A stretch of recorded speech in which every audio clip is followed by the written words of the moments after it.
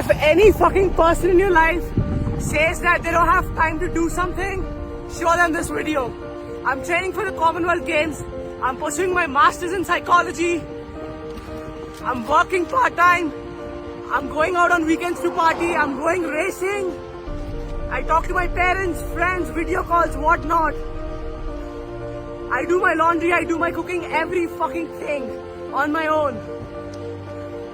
My coach said, never let anybody's words influence what you can do.